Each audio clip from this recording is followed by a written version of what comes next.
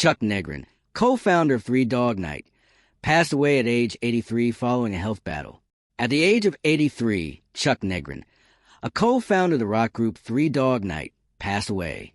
According to his representative, the singer passed away on Monday in his Studio City, California, home while surrounded by his loved ones, Variety reported.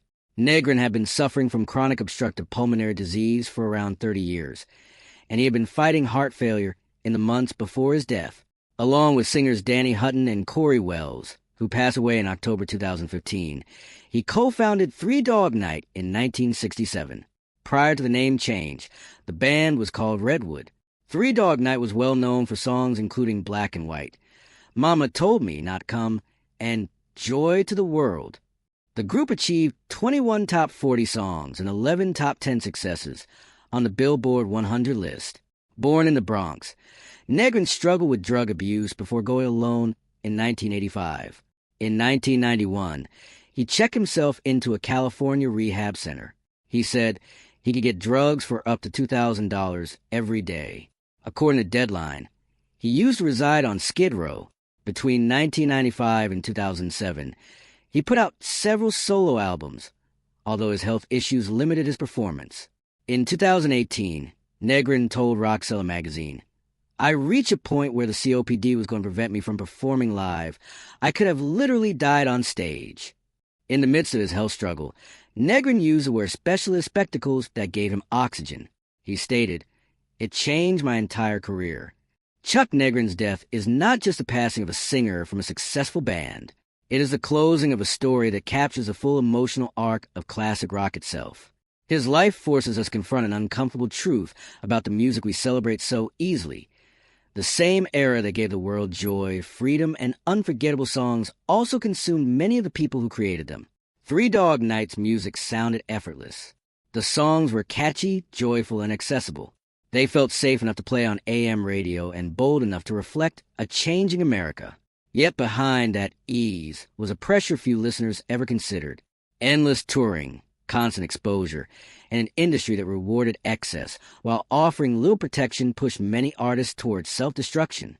Negron was one of the many who paid that price.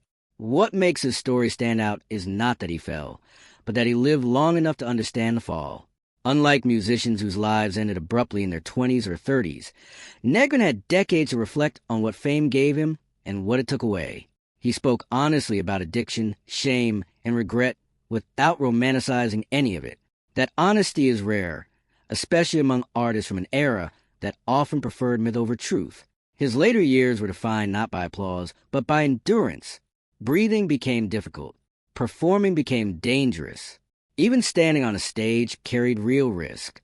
Yet he refused to disappear quietly. The oxygen-assisted glasses he wore were not just medical devices.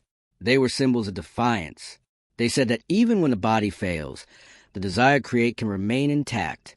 Chuck Negron's legacy, then, is not frozen in the past. It lives in every conversation about artist welfare, addiction recovery, and life after fame. His story challenges the idea that success is a straight line or that relevance ends when the charts do.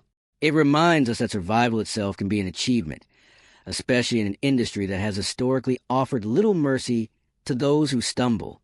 As the generation that built modern rock continues to fade, the temptation is to reduce these figures to playlists and nostalgia. But Negron deserves more than that. He deserves to be remembered as a full human being, gifted, flawed, broken, and resilient. His voice helped soundtrack millions of lives, but his personal journey speaks just as loudly. In the end, Chuck Negron leaves behind more than hit songs. He leaves a warning, a lesson, and a quiet form of hope. A warning about the cost of unchecked excess. A lesson about accountability and survival. And hope that even after losing everything that once defined you, it is still possible to find meaning, dignity, and purpose. That is why his death matters. Not because the music has stopped, but because the story is finally complete.